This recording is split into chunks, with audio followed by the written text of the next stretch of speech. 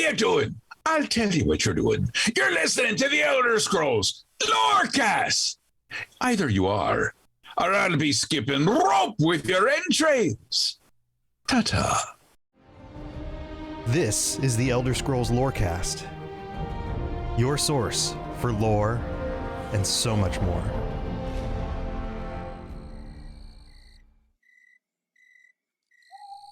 Hey there, adventurers. This is Tom or Robots, and you might be able to hear from the ambiance that it is a dark and spooky night. I wanted to apologize before we get into this episode for missing some recent releases. I was attacked by hurricanes, which is terrifying. I had to evacuate. The house was out without power for a few days and eventually got back, and now I'm back in the swing of things with podcast episodes. And tonight, we've got a very spooky story for you. I say we. Lotus helped pick out this topic for the episode, although he can't be here this week. He's still dealing with early parenthood struggles. We'll just call it that. But he does plan to be back very soon. So in the meantime, I thought it would be, well, spooky to fill you in on one of the creepiest of pastas from the history of the Elder Scrolls. This particular one goes by the name JVK1166Z.ESP. That's right. This is an ESP file. This is a mod that was released for Morrowind, the now 20-year-old game, The Elder Scrolls III, Morrowind, which, if you've played at all, you will notice that the low-res quality of the graphics, the barren setting, and some of the disturbing nature of the quests means that it can be a terrifying game, especially once you include things like werewolves and vampires. But this story does not hinge on some traditional movie monster. This is a story about what happens when you let your imagination take hold because somebody released a mod that broke your mind. A lot of the information from today's episode will come directly from the fandom.com article because it lists out the events in order, in the way that they would have been experienced all that time ago. So let's dig right in. The article starts out and it says, some people might recall the momentary buzz caused in 2009 by a particularly odd Morrowind mod. We're going all the way back to 2009, so this isn't exactly 20 years ago. It's 5 years after the release of Morrowind. Well, actually, 7 years after the release of Morrowind. I think it was 2002. My brain wants to put it in 2004. Correct me if I'm wrong. But years after the release, and still before Skyrim. The file name was JVK1166Z.ESP. It was never posted on any of the larger Elder Scrolls communities, only smaller boards and role-playing groups. I know in a few cases, rather than being posted, it was sent via private message or email to a chosen few. It was only up for a few days, to the best of my knowledge. It caused a buzz because it was a virus, or seemed to be. If you tried to load the game with the mod active, it would hang at the initial load screen for a full hour and then crash to the desktop. If you let it get that far, your install of Morrowind, along with any save files you had, would become completely corrupted. Nobody could figure out what the mod was trying to do, since it couldn't be opened in the construction set. Eventually, warnings were distributed not to use it if you found it, and things died down. Now you might be thinking, this is a story about a file that was distributed across the community that started crashing people's games and destroying their save files. But that's not exactly the direction this story takes. It continues. About a year later, in a mod board I used to frequent, someone popped up with the mod again. He said he was PM'd by a lurker who deleted his account immediately after sending. So that was pretty mysterious. Oh, and by the way, the person writing here on this article is unknown. We don't know who initially wrote this article. It is not the text from the person who put it into the wiki. This is the text directly about the story, and it is what is left over for us to discover. So their story continues. He also said that the person advised him to try playing the mod through DOSBox. For some reason, this worked, sort of. DOSBox, for those of you who don't know, is a program that emulates the way DOS would run programs. DOS was the Microsoft operating system before Windows existed, so we're going way back in time here. The game was a bit laggy, and you couldn't get into options, load game, the console, or really anything else other than the game itself. The quick save and quick load hot buttons worked, but that was it. And the quick save file seemed to be just part of the game file, so you couldn't get at it anymore. Some speculated that the changed game used an older graphics renderer, making DOSBox necessary, but it didn't look any different. Now, this creates limitations. This may have been intentional on the part of the modder to make a type of gameplay experience where not only could you not do anything other than quick save and quick load, leaving you with one load file that you had to be very careful with. I'm sure many of you have gotten in situations where you quick saved at the wrong time and then loaded into a death loop. It's happened to me before a few times. But it also creates a situation where the save file is part of the core files. So it's not something you can distribute. You can't just find somebody's save file who's gotten further along in this modding experience to see what the game eventually will do later on. And this becomes important as the story continues.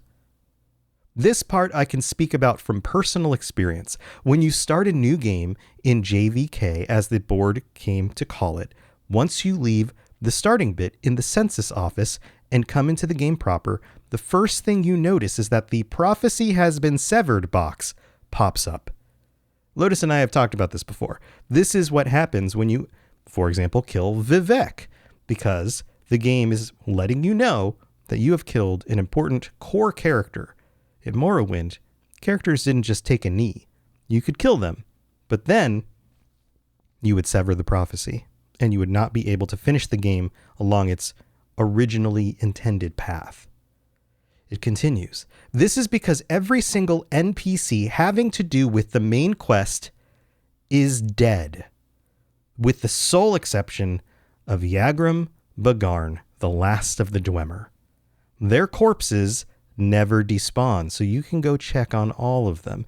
In effect, you begin in a world that is doomed to start with. The second thing you notice is that you're losing health. It's only a bit, but it keeps happening, a little bit at a time. The longer you stay in one place, the quicker it seems to occur. If you let this health loss kill you, you'll find the cause. A figure we came to call the Assassin, because he seems to wear a retextured version of the Dark Brotherhood armor from Tribunal, even though the expansions don't work in JVK. It's all black, completely untextured, like he's just a hole in space. The way he moves, he gave me quite a start. The first time I saw him scuttling around my dead body, he crawls inhumanly on his hands and feet, his arms and legs splayed out like a spider. You usually only see him after death, crawling around and over your body just before the reload box popped up. Occasionally, you could catch a glimpse of him darting around a corner or crawling on a wall or ceiling. It made the game very difficult to play in the dark. Other than that, the only noticeable difference is that at night, at random intervals, every NPC in the game will go outside for a few minutes. During this time, the only thing they will say when hailed is, "Watch the sky." Once they return to their normal behavior, they act regularly. Now, this is super weird, right? An assassin that's following you around, waiting for you to die. NPCs who exit their homes at a certain time every night to say, "Watch the sky." And you have to remember, back in Morrowind, these characters had day-night cycles. They would go through certain processes where they would get up in the morning, leave their home, go to where they work, walk back to their home later on. And yet all of them were on the same cycle, to watch the night sky. After a while, a player on the board discovered a new NPC named Tieras, Tieras, a male Dunmer in the Temple of Ghostgate. Two things are noticeable about this NPC. First is his robe, a unique article of clothing that was lovingly rendered with twinkling stars all across it, looking like a torn-off chunk of the night sky. The second is that all of his dialogue, in addition to showing up in the dialogue box, is voiced. Now, this is something that is not common in Morrowind. We've come to expect it in games like Skyrim or Fallout. But in Morrowind, a completely voiced character is very unique. You can skip it if you wish, but it all sounds like it's the default male Dunmer voice. Some people said that they thought the voice was slightly different, but it was very, very good imitation. I won't go into details, but the questline he sends you on has to do with a dungeon referred to simply as the Citadel. Up until this point, the quests were all of a fairly generic discover the secrets of the ancients type. The entrance to this dungeon is on a small island far to the west of Morrowind proper. I eventually discovered that you can use a scroll of Icarian flight at the westernmost point of the main landmass and jump directly west, and then you'd end up almost exactly at the island. Even though the dungeon is called the Citadel, it goes straight down. It dwarfs any other dungeon, both in size and difficulty. From a natural cave area, you'll proceed down into an ancestral tomb-looking area, then a Daedric ruin area, and then a Dwemer ruin area. I made it down to the Dwemer ruins before I quit. The creatures here were so strong that a level 20 character would have taken care, and since you can't use the console in JVK, level 20 took a while to get to. Since quick save and quick load are your only options, it's all too easy to get yourself into an impossible situation too. I did, and I just didn't have the energy to start over. What I'm telling you now is based on the testimony of those few who went further, past the Dwemer runes. You apparently find yourself in a level like the Dwemer runes, but darker. Rather than the usual bronze, all the surfaces, including those of the creatures, are black. The sounds of machinery are loud here, and grow louder still, randomly. There's also steam or fog everywhere, limiting your vision to about 10 in-game feet or so. If you can make it through all of this, you will reach a room at the end of a hall. Those who found it called it the portrait room. Now, this is where things get even more strange. If it wasn't strange enough to have all of the hoops you have to jump through just to get this mod to work, and then a world that's strange and odd, with main characters who are dead, NPCs on weird cycles talking about the sky, a brand new voiced NPC, an assassin character, and a dungeon bigger than anything else you've discovered in the whole rest of the game. It gets even more strange.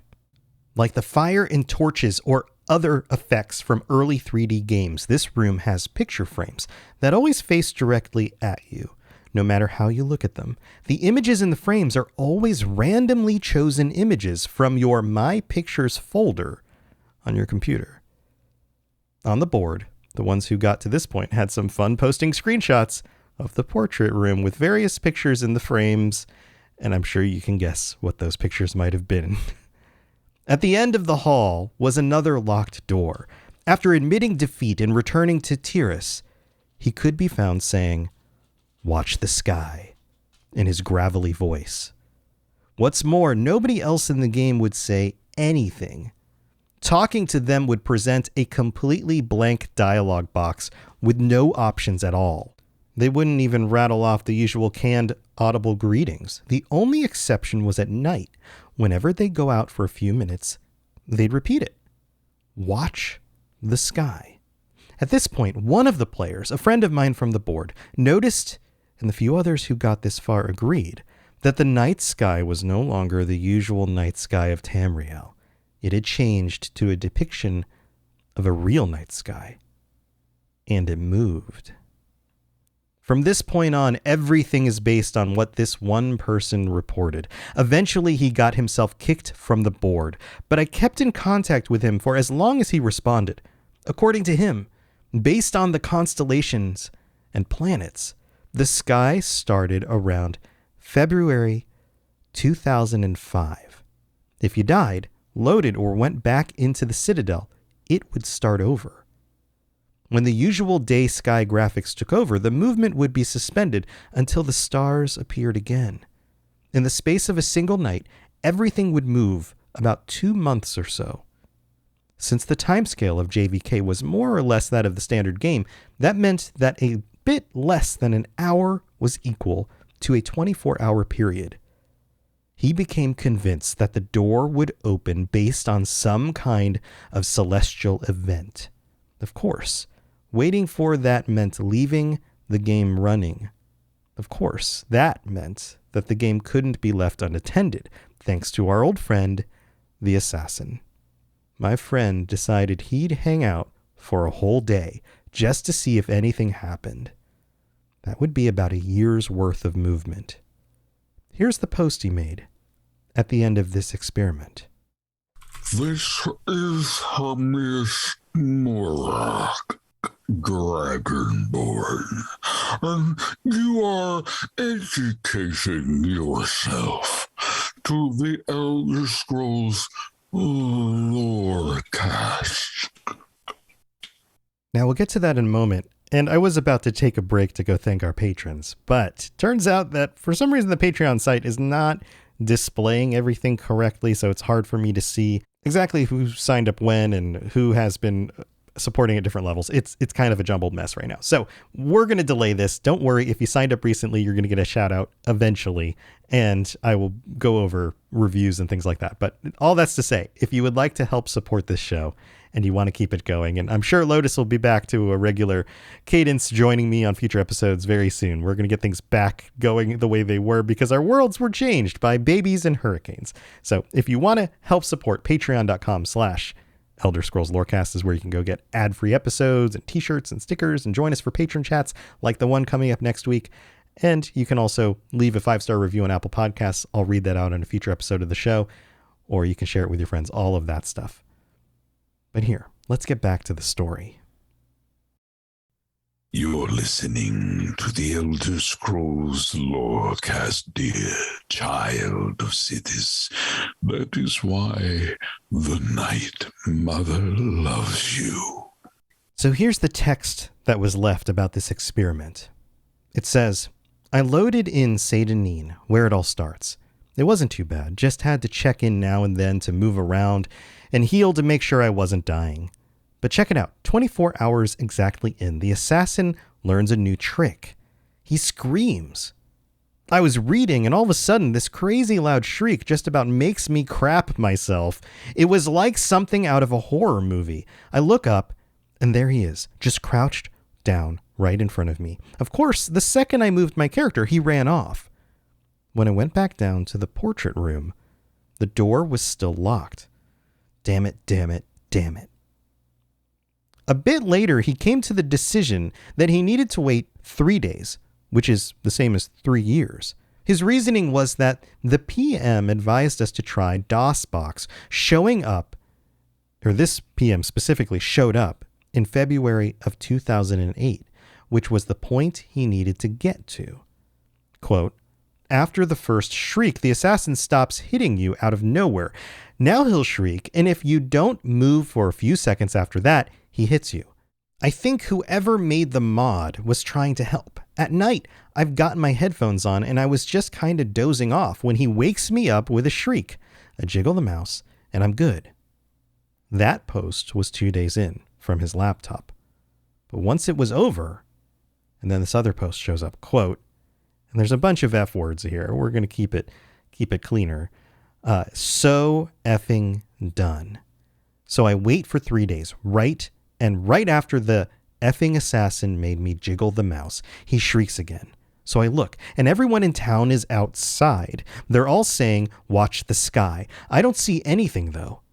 But then the game starts getting dark, like really dark. I turn the brightness all the way up on my monitor, and I can still barely see. There are other people in the game, little figures running around in the distance, just going back and forth. If I try to get close, they run off. Now, I was trying to sleep, so the lights were off, and this was kind of creepy. I didn't want to get up to turn on my light because I didn't want to miss anything, but nothing happens. Eventually, I go to the Citadel. It was still dark, and I had to swim, and the whole time, I could see all these guys swimming all around me, just barely there. I make it to the Citadel, and it's normal light inside. Then I get worried. Sure enough, the portrait door is still closed.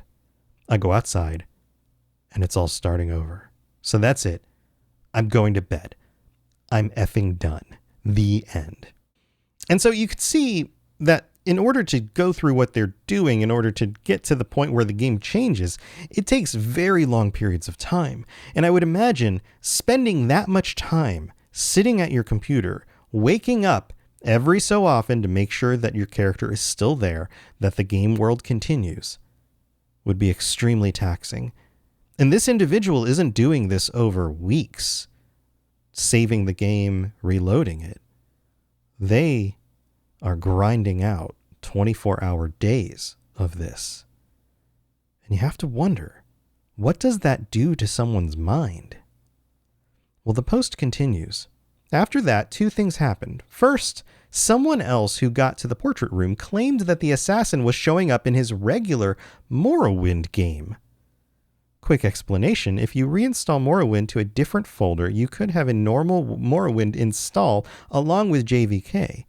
He himself chalked it up to an overactive imagination at first, but he reported a couple of really big scares with the black figure crawling right at him, or seeing it waiting just around a corner before scuttling off.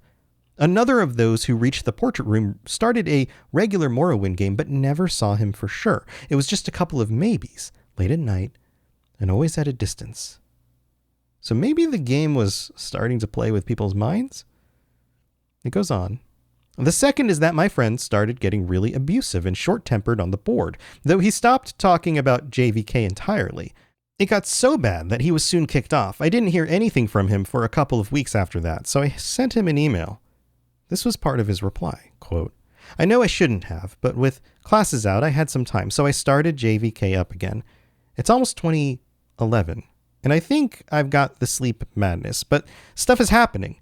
It's still dark. Once it gets dark, it never gets any lighter. It stays like that. The people moved a few months ago. Everyone in Satanine just went to that little bandit cave and moved in. They killed the bandits inside, and now they're just standing around inside. They don't say anything anymore. They don't do anything when you click on them. I quick-saved and killed one, and he just stood there until he died without fighting back. And it's like that everywhere. You have to walk, since the quick travel people are all in caves now too. But all the cities and towns are deserted. Their people are in caves and tombs. Everyone in Vivek is down in the sewers. I'm going to Ghostgate next. I want to see if Tyrus is still there. I'll tell you what he says when I get there. And so, this was curious, and the original writer of this decides that he's going to reply. He says, I replied and said I wanted to see what he said too, and waited a day. But when I didn't get a reply, I mailed him again, and a couple of hours later, he sent back this, quote, sorry, I totally forgot. So it's 2014 now. Now, side note, it's not actually 2014 when he's writing back. It didn't take him 3 years to respond. It's been 3 more in-game years. So 3 more days of real time. It continues. Since it's always night, the stars are always moving. The whole screen is dark, but you can still see the brightest stars moving around. Tyrus was gone. Everyone in Ghostgate was gone. I don't know where they went. They're not in any sort of nearby caves. And there's new stuff. People still don't say anything, but their eyes are bleeding. It's so dark that even with a light spell, you have to get right up against them to see, but there they are, little dark streaks coming down from their eyes. I think I got to be getting close. I know this is stupid, and there's no way the payoff is going to be worth it, but I just want to be able to say I stuck it out. The original writer continues, I got that one during the day. Later that night, I received a follow-up email. Quote, some of the planets aren't moving right. It's pissing me off. If this keeps up, I won't be able to keep track anymore. It's almost 2015 now, I think. You know, it just now noticed that there aren't any monsters anymore either. I'm completely alone outside now. The main quest people's bodies are still lying around, though. I went to check on them. I don't need headphones anymore, so I just leave them off. When he shrieks, it's like he's screaming right into my ear. I think I even kind of anticipate it. He's around a lot more now. A lot closer. He's different from the other people who started showing up. Remember? They keep running around where I can barely see them. I have to admit, it's kind of creepy at night. Sometimes when I go to the bathroom or whatever, I swear I can see something out of the corner of my eye. I'm keeping all the lights on now. In my estimation, and this is me talking, this is not quoting anything, it seems to me that after so many concurrent days of lack of sleep, you might start imagining the things that you've been focusing on in the real world. Or maybe this mod is actually, who knows, cursed with ghosts or something. It continues. I sent him a letter jokingly telling him to get some real sleep and left it at that. 2 mornings later, I found this in my email. It was the last thing I got from him. After it, he stopped responding completely. Quote, I just got up from an effed up dream, I think. The assassin shrieked at me, and when I opened my eyes, he was right there, crouching over me. His arms and legs were longer and more like a spider's. I tried to push him away, but when I touched him, my hands went inside and I couldn't get them loose again, like he was made of tar or something. Then I woke up. I thought he was gone, but when I looked at the monitor, I wasn't where I was. I was in the Corpusarium with Yagram. For once, the light was okay, and I could see him all bloated on those mechanical spider legs. I sat down at the computer and he started talking to me. Not in a box, but really talking to me. In Tiara's voice. He knew things about me. He told me things that I never told anyone, and some things I totally forgot about. He told me that almost nobody had made it this far, and that the door would open up soon. I just had to hang on a little while longer. He said I'd know when it was time. He said I might be the first one to see what was inside. And then I woke up for real, but I was at the computer. I still wasn't where I was. Right now, I was swimming out to the Citadel Island, and I can hear this tapping. It's at my window. It's over on the left, so I'm sending you this because I left my laptop on my bed to the right. Just a little tap, tap, tap, tap. Like he's knocking his finger against the glass. I might still be dreaming now. And then we get the last little bit of detail. I guess that's the end of the story. I know there are a few other tales floating around about this mod, but this is the only one I know is true, as far as it goes.